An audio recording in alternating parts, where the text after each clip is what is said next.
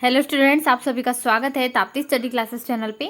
आज के इस वीडियो में हम क्लास 10th के साइंस के बहुत ज़्यादा महत्वपूर्ण प्रश्न के साथ साथ में इसके महत्वपूर्ण उत्तर भी देखने वाला है। ठीक है, तो जो महत्वपूर्ण ऑब्जेक्टिव आपको पूछे जाने हैं, एमपी बोर्ड द्वारा जारी किए गए थे कुछ महत्वपूर्ण प्रश्न, इन प्रश्नों के साथ ही मैं आपको उत्तर भी बताऊंगी। इसके पहले मैंने आपको क्लास 10th के जितने भी आपके सब्जेक्ट्स है, जैसे हिंदी, इंग्लिश और साइंस, यहाँ पर आपके सब्जेक्ट्स के सारे महत्वपूर्ण प्रश्न प्रोवाइड हो रहे हैं। साथ ही साथ इनके आंसर्स भी आपको चैनल पर मिल जाएंगे।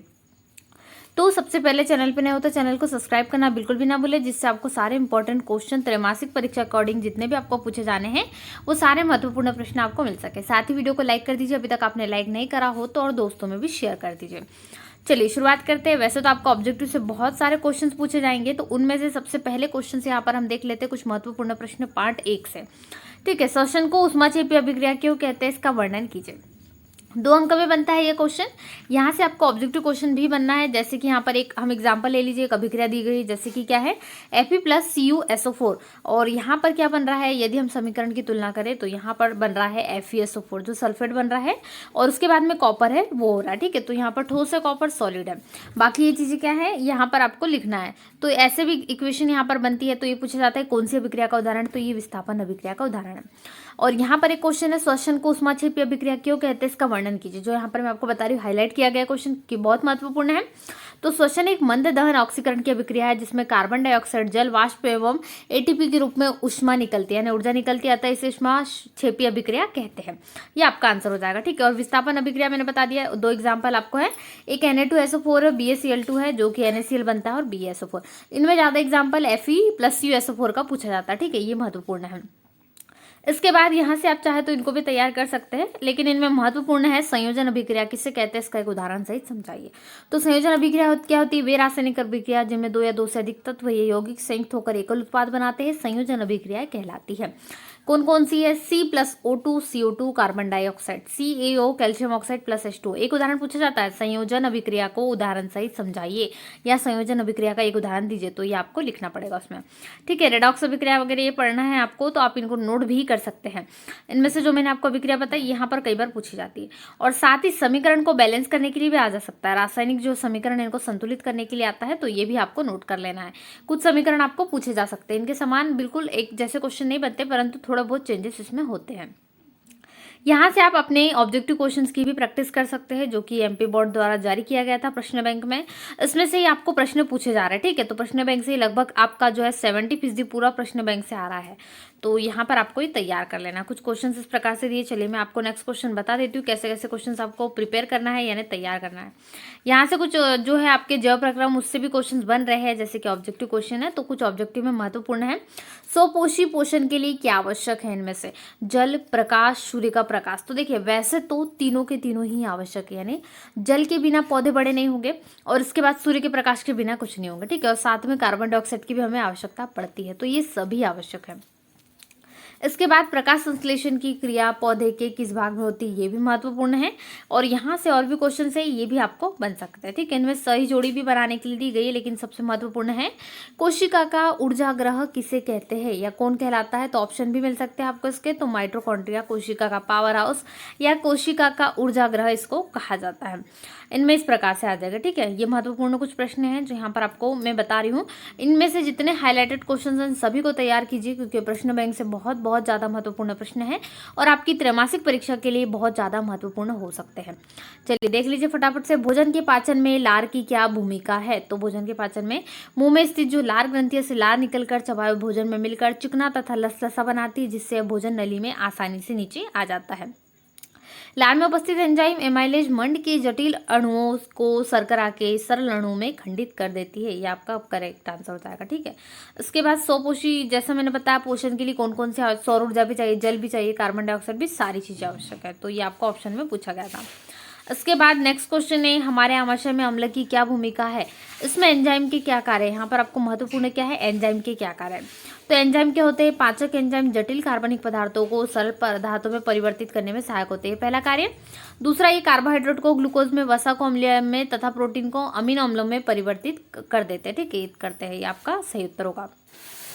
इसके बाद यहाँ से क्वेश्चन एक हो सकता है, वायवीय श्वसन या अवायवीय श्वसन में क्या अंतर है।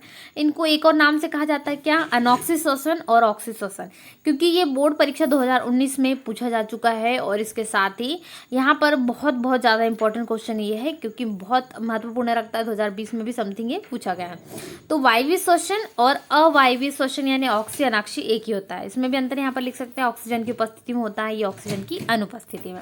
इसी कारण इसको अवायवीय, क्योंकि यहाँ वायु नहीं होती है। ये माइटोकॉन्ड्रिया में होता है, ये केवल कोशिका द्रव में होता है। इसका अंतिम उत्पाद CO2 और पानी, इसका CO2 और अल्कोहल होता है। तो और भी अंतर है इसमें, मुख्यतः 2 अंतर आपको कई बार पूछे जाते हैं। तो आपको इसमें 5 अंतर है, जितने आपको याद हो रहे उतने कर लीजिए।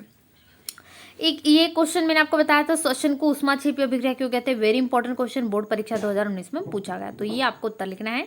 प्रकाश संश्लेषण का समीकरण लिखिए। तो समीकरण के लिए क्या लिखेंगे, 6CO2 + 12H2O, Surya Prakash chlorophyll की उपस्थिति में क्या बनेगा, C6H12O6 + 6O2 + 6H2O यानी ग्लूकोज बनेगा। ठीक है, ये आपको बहुत वेरी इंपॉर्टेंट क्वेश्चन है, जितने मैं आपको टिक करवा रही हूँ। ठीक है, सारे के सारे आपको याद कर लेना। उत्सर्जन का महत्व नहीं पढ़ना है आपको, उतना इंपॉर्टेंट नहीं है।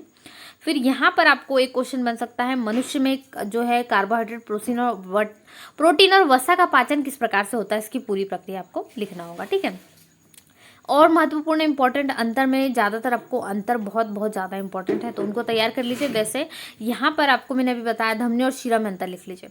धमनी शिरा अंतर, क्योंकि बोर्ड परीक्षा 2019 में पूछे गए प्रश्न आपको सारे के सारे प्रश्न 2019 के पेपर से ही बन रहे हैं।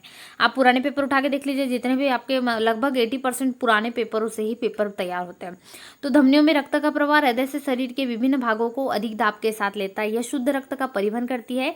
जबकि शिराओं में रक्त शरीर के विभिन्न भागों से हृदय में एकत्रित होता है, जिससे कोई अधिक दाब नहीं होता है, इसलिए शिराओं की दीवारें धमनियों की अपेक्षा पतली होती है। ठीक है, ये बहुत महत्वपूर्ण प्रश्न आपको तैयार करना है। इसके बाद और क्वेश्चन से यहाँ से आप अपने ऑब्जेक्टिव क्वेश्चन की तैयारी करें। एक महत्वपूर्ण प्रश्न है, वाहनों में पीछे का दृश्य देखने के लिए किस दर्पण का प्रयोग करते हैं या किया जाता है। तो उत्तल दर्पण होता है जिसका हम प्रयोग करते हैं। तो ये ऑप्शन भी आपको कुछ इस प्रकार से दिए रहेंगे, तो उत्तल दर्पण होगा। चलिए, यहाँ पर और क्वेश्चन है, आप इनकी प्रैक्टिस करेंगे।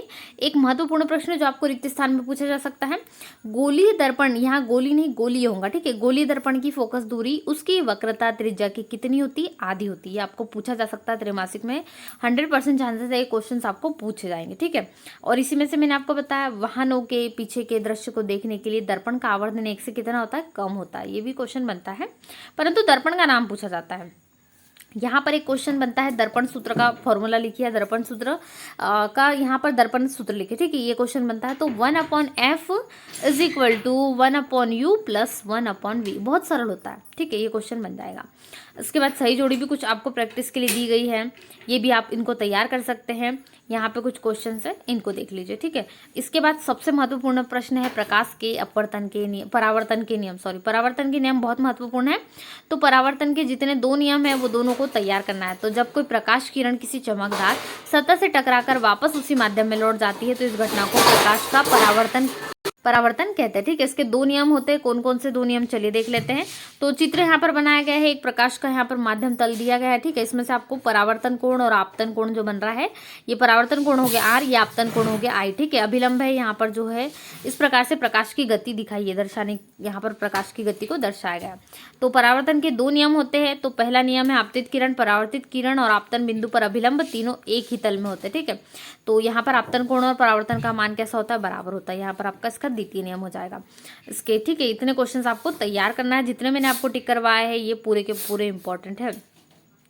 इसके बाद कुछ क्वेश्चंस भी बनते हैं, जैसे यहाँ पर क्वेश्चन में आपको पूछा जाएगा, कोई अवतल दर्पण अपने सामने 10 सेंटीमीटर दूरी पर रखे किसी बिंब का 3 गुना आवर्धित वास्तविक प्रतिबिंब बनाता है, प्रतिबिंब दर्पण से कितनी दूरी पर है। और इसके इंपॉर्टेंट क्वेश्चन देख लेते हैं जल्दी से। चलिए फटाफट से नोट करते जाइए जितने भी इंपॉर्टेंट क्वेश्चन है। जैसे कि यहाँ पे सूर्य का सोलर एनर्जी का यहाँ पर बताया गया है, तो क्या है 6CO2 + 6H2O, ये प्रकाश संश्लेषण का समीकरण है। जल्दी जल्दी से आपको नोट करते हुए चलना है, जिससे आपकी तिमाही परीक्षा की तैयारी अच्छे से हो सके। इसके बाद है रुधिर और लसिका, या इसको क्या लिखा जाता है, रक्त और लसिका में 2 प्रमुख अंतर लिखिए। तो 2 अंतर तो ज़्यादातर आते ही हैं। तो सबसे पहला इसका लाल रंग होता है, याद करने की जरूरत ही नहीं, रुधिर यानी लाली रंग का होगा। और लसिका क्योंकि बिना रंगहीन होती है, मतलब इसमें कोई रंग नहीं होता, इसी कारण इसका नाम लसिका है। इसमें आरबीसी युक्त होता है, क्योंकि लाल है तो लाल रक्त कणिका, इसमें आरबीसी का अभाव। बस 2 अंतर, इतने से याद हो गए। तो और भी चाहे तो आप इसमें छोटे छोटे O2 अधिक O2 कम, ये याद कर सकते हैं। ठीक है, इसके बाद अम्ल और क्षार में अंतर, ये भी महत्वपूर्ण है। अम्ल स्वाद में कैसे होते हैं, खट्टे होते हैं।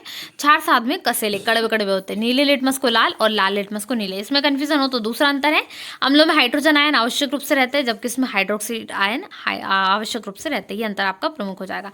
इसके बाद रक्तदाब किसे कहते हैं, आपको तैयार करना है तो आप ये तैयार कर सकते हैं। रक्तचाप यानी हम इसको क्या कहते हैं, ब्लड प्रेशर कहते हैं।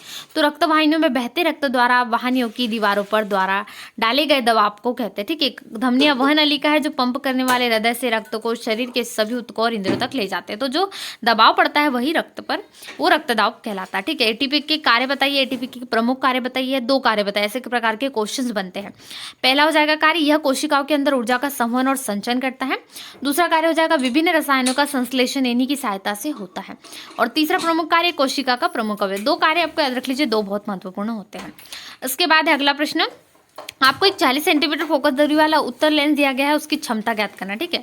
तो इसकी क्षमता ज्ञात करने के लिए सबसे पहले हम जानते हैं कि उत्तल लेंस की फोकस दूरी कितनी है, धनात्मक होती है। और हमें कितनी दी गई है, हमें 40 सेंटीमीटर दी गई है। तो यहाँ पर जो एफ आपको 40 सेंटीमीटर दिया गया है, इसके हिसाब से हम क्या निकाल सकते हैं, 40/100 मतलब 0.4 मीटर।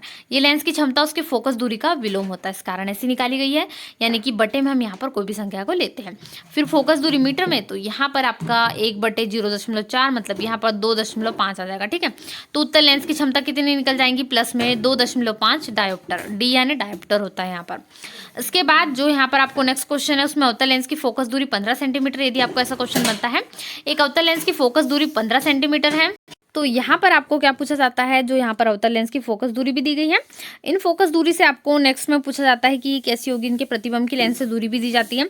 ये क्वेश्चन आपको इस प्रकार से करना। ठीक है। इसमें लेंस सूत्र का फॉर्मूला होगा, लेंस सूत्र का प्रयोग करके इसको ज्ञात कर सकते हैं। तो क्या होगा, 1/f क्या होता है, लेंस सूत्र मैंने आपको बताया, दर्पण सूत्र, जिसको दर्पण सूत्र की अपोजिट होता है। ठीक है। यानी कि दर्पण सूत्र में हम प्लस में लेते हैं 1/u प्लस 1/v, लेकिन इसमें हम 1/v माइनस 1/u लेते हैं। लेंस सूत्र भी पूछा जा सकता है, इसलिए मैं आपको यहाँ पर नोट करके बता रही हूँ। एग्जाम में हो सकता है आपको लेंस सूत्र का पूछा जाए क्या होता है, तो हमने पक्षांतर कर लिया, क्योंकि हमें 1/u is equal to 1/v u का मान ज्ञात करना है, इसलिए हमने ऐसा पक्षांतर कर लिया। बस इनके मान रख दीजिए, यहाँ पर -10 और -15। तो दोनों क्वेश्चन से मान रखने पर आपका नया समीकरण बन जाएगा। आंसर कितना आ जाएगा, ऋण 1/30 मतलब कितना, ऋण 30 सेंटीमीटर।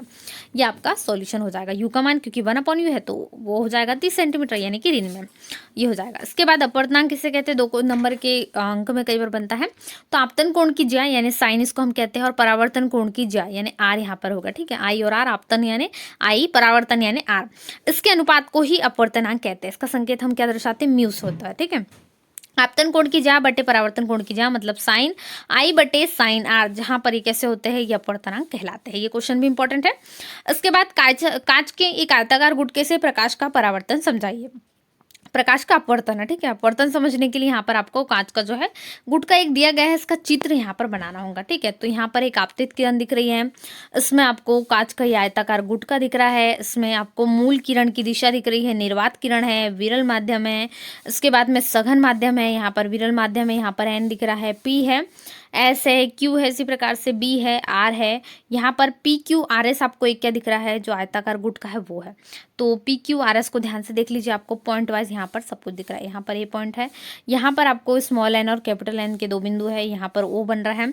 इसी प्रकार से यहाँ पर ई भी आपको दिया गया है, डी और ई जो है कि ये रेखा। ठीक है। यहाँ पर कोण भी तैयार हो रहा है, तो ये निर्वात किरण है। इतना क्वेश्चन आपको तैयार करना। उसके बाद मैंने संयोजन अभिक्रिया का आपको बता दिया है कैसे आप इसको लिखोगे। ठीक है। पहले ही बता दिया, इंपॉर्टेंट क्वेश्चन है। उसके बाद उदासीनीकरण अभिक्रिया का एक उदाहरण दीजिए। तो 2 यहाँ पर एग्जाम्पल है।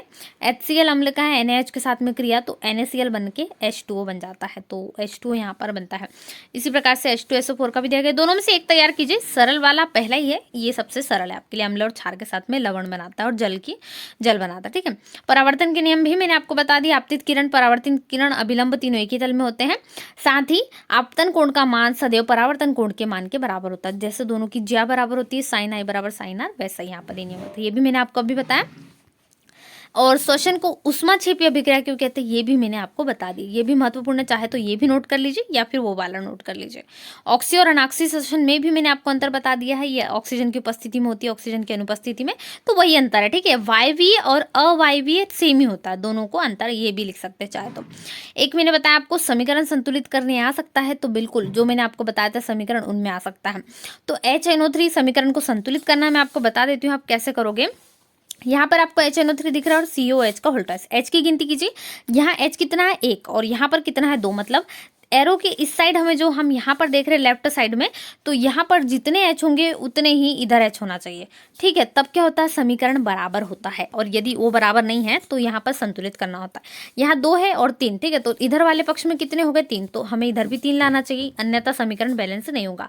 तो यहाँ पर 2 ही दिख रहा है, इसका मतलब ये बैलेंस नहीं है। तो हम बैलेंस कैसे करेंगे, यहाँ पर हम क्या 3 लगा दें, नहीं, संख्या बराबर होना चाहिए, तो हम सम संख्या में लेंगे, तो यहाँ 2 लगाएंगे, इससे ये 4 हो जाएंगे।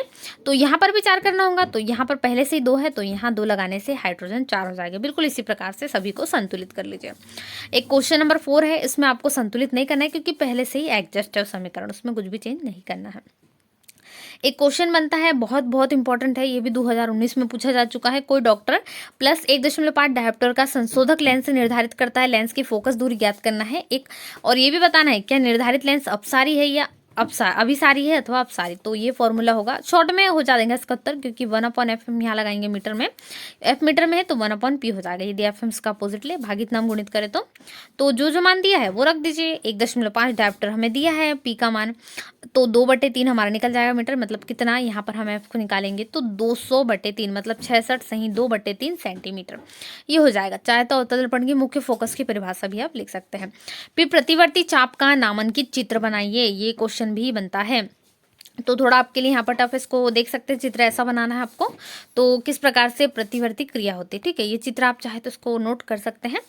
इसके साथ में इसकी क्रियाविधि को भी नोट करना है आपको, ठीक है। प्रतिवर्ती क्रिया में मेरुरज्जु भाग लेती है, यानी कौन सी, स्पाइनल कॉर्ड भाग लेती है, जबकि मस्तिष्क का इसमें कोई कार्य नहीं होता है। और भी बहुत सारी चीजें हैं जैसे इसमें आपको नोट करने लायक, तो ये सारी है।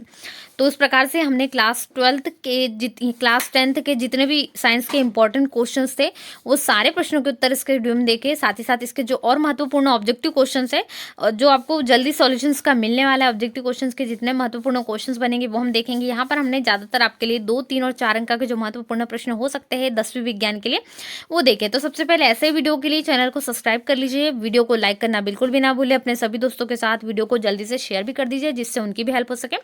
चलिए मिलते हैं नए वीडियो में, तब तक वीडियो को लाइक शेयर जरूर करें, सारे महत्वपूर्ण प्रश्न है सभी की तैयारी जरूर करें। Thanks for watching.